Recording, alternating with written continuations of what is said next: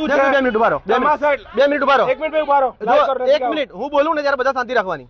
સાહેબ તમાશા તમે બનાવ્યા છે, 17 દિવસ થઈ ગયા, ગઈકાલે તમે ફરિયાદ દાખલ કરી છે, 17 દિવસથી 2 નાબાલિગ દીકરીઓ ગુમ થઈ ગઈ, તમે ફરિયાદ કેમ નથી કરી? ફરિયાદ આપે ને સામે તો ફરિયાદ લેવાની. શું કહો છો?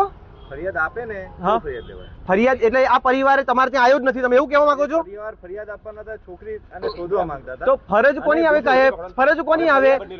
11 વર્ષ ફરિયાદ તો તમે ગઈકાલે લીધી, જનતા સેના જયારે આવી ત્યારે તમે ફરિયાદ લીધી છે. વગર કામના ઇશ્યુ નહીં, વગર કામના ઇશ્યુની વાત જ નથી. પર્સનલ કેવી રીતે? How you can say that? 307 ની ખોટી ના લીધી.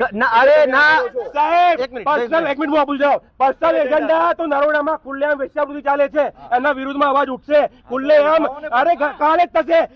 પર્સનલ એજન્ડા હોય ને મારા તો હું આ ખુલ્લેઆમ તમે અહીંયાથી ગગન ગેસ્ટ હાઉસ ની આગળ જાઓ કે ગગન ગેસ્ટ હાઉસ ની આગળ તમે જજો, ખુલ્લેઆમ વેશ્યાવૃત્તિની પ્રવૃત્તિ ચાલે છે.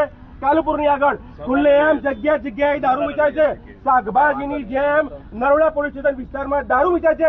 એ પીએને જયારે અમે માંગણી ઉઠાઈશું, એના વિરુદ્ધમાં અમે બોલશું, ત્યારે અમને કહેજો કે અમે જનતાના હક માટે તમે એમ કહેશો ને પર્સનલ એજન્ડા, તો પર્સનલ એજન્ડા છે.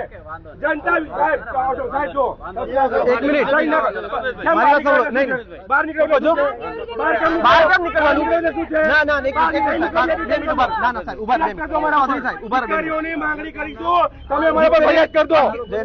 દીકરીઓની હક અધિકાર માટે તમે લાવો, બેન કઈ આવો તો બેન ભાઈ લાવો ને જવાબ. બેન તમને કેટલા સાહેબ આધા પર દબાવવાની પરિવારને. અરે સાચી વાત છે, તમે તમારું કામ કરો, તો સાચી વાત થાય. તમે તમારું કામ કરો, તમે આટલો પાવર તમારા કામમાં કરો ને, તમે કામમાં પાવર કરો ને આટલો. અરે 17 દિવસથી તમે અરે જરૂર નથી એટલે તમે અમારો પગાર માંથી જરૂર નથી એટલે 17 દિવસ થઈ ગયા.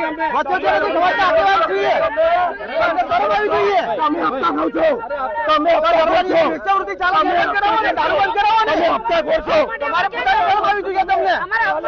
નરોડા પીઆઈ શરમ કરો, નરોડા પીઆઈ શરમ કરો.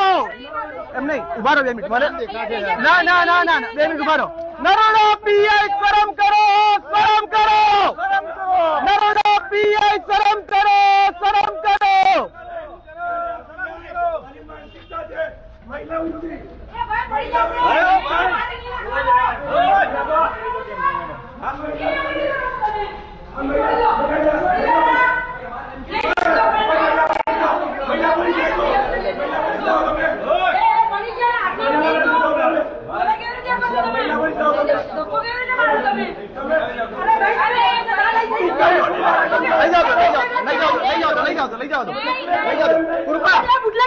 લઈ જાઓ અહીંયા બેસી જાઓ. બેસી જાઓ બધા. 1 મિનિટ હવે સાંભળો. 1 મિનિટ ઉભા રહો.